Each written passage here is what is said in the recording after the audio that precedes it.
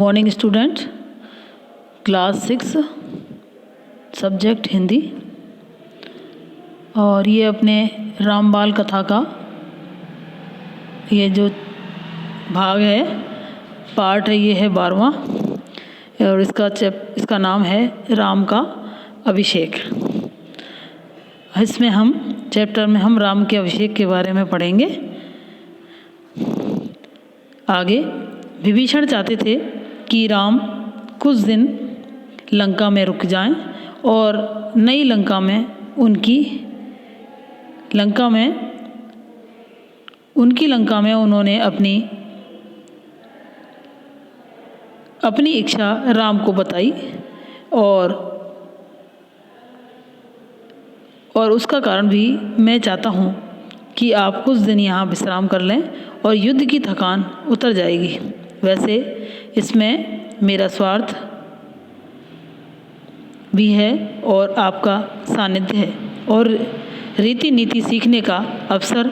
आपने यह नगरी देखी हुई तो नहीं है।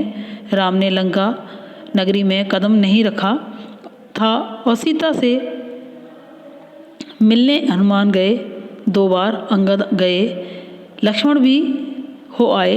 विभीषण के राज तिलक के समय राम उस नगरी में दूर ही रहे और यह संभव नहीं है। मित्र, राम ने कहा कि वनवास के 14 वर्ष पूरे हो गए हैं और मैं तत्काल अयोध्या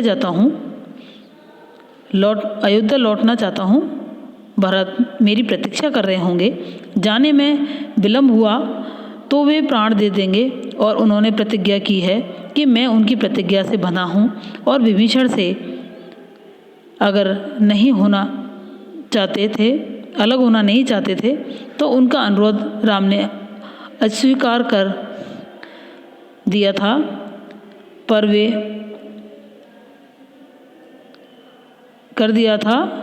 पर वे निराश नहीं थे और इस बार उन्होंने एक नया प्रस्ताव रखा कि मेरी इच्छा है कि मैं आपके राज्याभिषेक में उपस्थित रहूं और मुझे अपने साथ चलने की अनुमति दें। राम ने उनका आग्रह स्वीकार कर लिया और बोले कि आप मेरे लिए यात्रा की व्यवस्था कर दें। और राम ने विभीषण की विनती मान ली तो वे सुग्रीव और हनुमान आगे आए और राम ने उन्हें भी अयोध्या आमंत्रित किया। विभीषण का पुष्पक विमान उन्हें ले जाने के लिए तैयार था और विमान के उड़ान भरने पर वानर सेना वहीं रही और विमान जाने के बाद में वे कूदते फांदते किष्किंधा की ओर चल पड़े। विभीषण ने अपने कोषागार से उन्हें रत्नाभूषण दिए थे और उनकी वर्षा की थी और उसी विमान से वानरों के लिए एक मनोरंजन था कि जिसे जो मिला लूटा। विमान लंका से चला और उड़ान भरने के बाद उसने उत्तर दिशा पकड़ ली, जिधर आगे अयोध्या नगरी थी और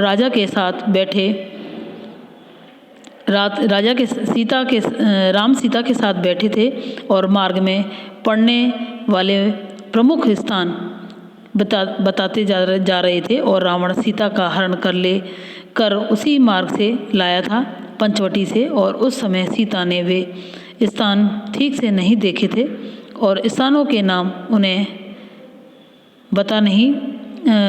ज्ञात नहीं थे। पहले रणभूमि पड़ी और फिर वह पुल जिसे नल और नील ने बनाया था सेतुबंध से और किष्किंधा रास्ते में था और वानर राज सुग्रीव की राजधानी थी। और सीता के आग्रह पर विमान किष्किंधा में उतरा और सुग्रीव की रानियों तारा और रूपा को लेने आगे ऋषिमुख पर्वत पड़ा और उसके बाद में पंपा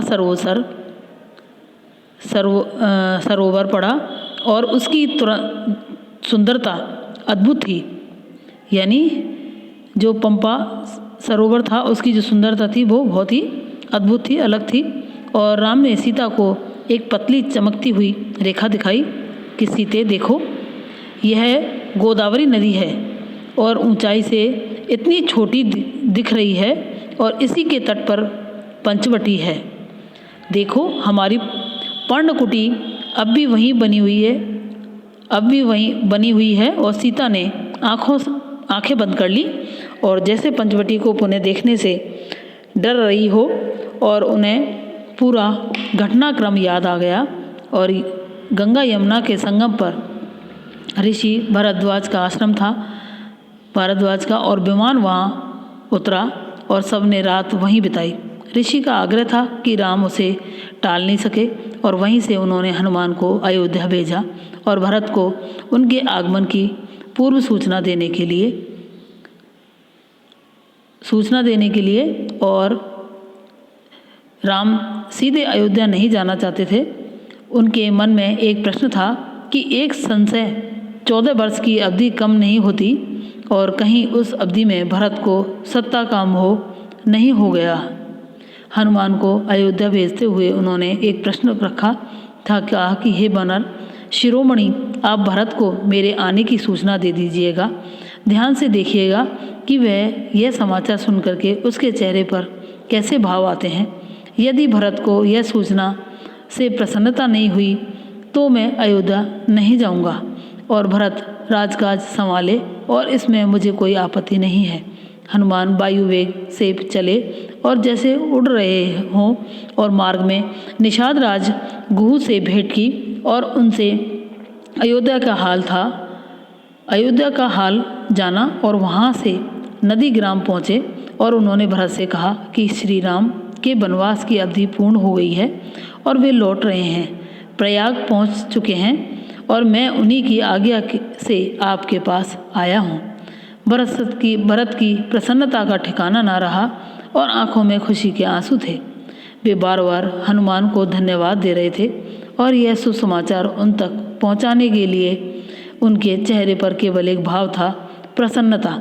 और हनुमान उनसे विदा लेकर के आश्रम लौट आए और राम के पास पहुँचे। आगे अगली सुबह प्रयाग से श्रृंगवेरपुर होते हुए राम का विमान कुछ ही देर में सरयू नदी के ऊपर पहुंच गया, और दूर अयोध्या की नगरी के भवनों के शिखर दिखाई देने लगे, और सबने अयोध्या को प्रणाम किया। और उधर भरत से सूचना पाकर अयोध्या में उत्सव की तैयारियां होने लगी। नगर को सजाया गया। शत्रुघ्न राज्याभिषेक की व्यवस्था में लग गए, और महल से तीनों रानियां नदी ग्राम के लिए निकल पड़ी। कौशल्या सबसे आगे थी, और उन्हें पता था कि राम पहले भरत में से भेंट करेंगे। और राम का विमान नदी ग्राम उतरा, और उनका भव्य स्वागत हुआ, और आकाश राम के जय घोष से गूंज उठा कि राम ने विमान से उतरकर भरत को गले लगाया और माताओं को प्रणाम किया। भरत भागते हुए आश्रम के भीतर गए और राम की खड़ाऊ उठा लाए, और जिसे सिंहासन पर रखकर उन्होंने 14 वर्ष राजकाज चलाया, और झुक करके अपने हाथों में राम को पहनाई। मिलन का यह दृश्य अद्भुत था, और उनके सबके चेहरे पर प्रसन्नता थी।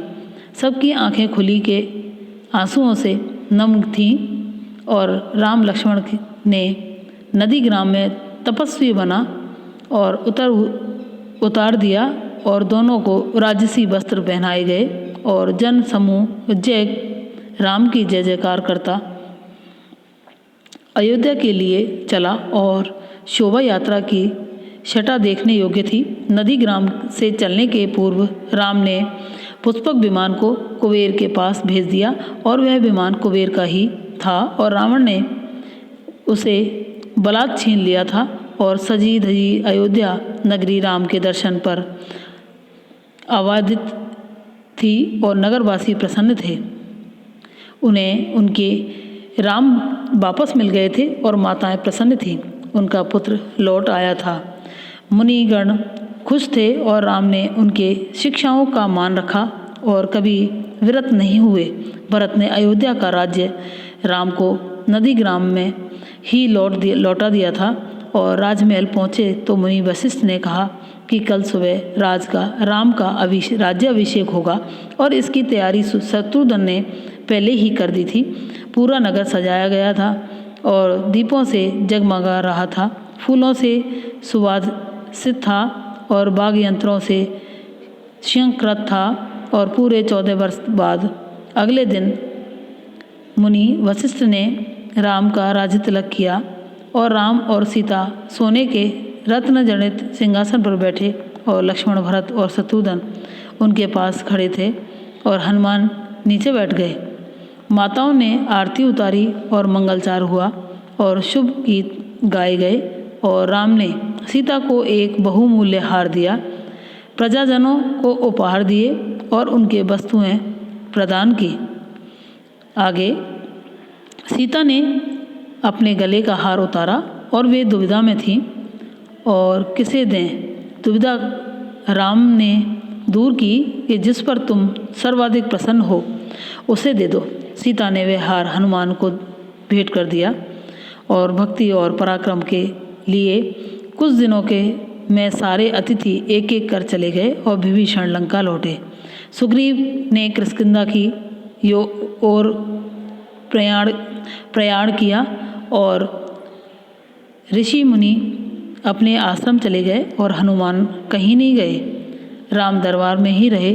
राम ने लंबे समय तक अयोध्या पर राज्य किया और उसके राज्य में किसी को कष्ट नहीं था, सब सुखी थे, भेदभाव नहीं था, कोई बीमार नहीं पड़ता था। हरे खेत हरे भरे थे खेत और पेड़ फलों से लदे रहते थे और राम न्यायप्रिय थे, गुणों के सागर थे और उनका राज्य राम राज्य था और आज तक स्मृति में है। ये सब कुछ अपना ये जो रामायण का जो बाल राम कथा का जो चल रहा था, ये अपना भाग पूरा हो गया है। ये अपनी रामायण पूरी हो गई है, बाल राम कथा अपनी। और अब इसके जो क्वेश्चन आंसर हैं वो इसमें अब करा दिए जाएंगे। और इसमें राम का अपने 14 वर्ष के वनवास के बाद में लौटने के बारे में इसमें बताया है कि राम 14 वर्ष के बाद वनवास जब लौटे तो किस तरह से उनका स्वागत किया गया और किस तरह से उनको राज्य अभिषेक उनका किया गया। Thank you.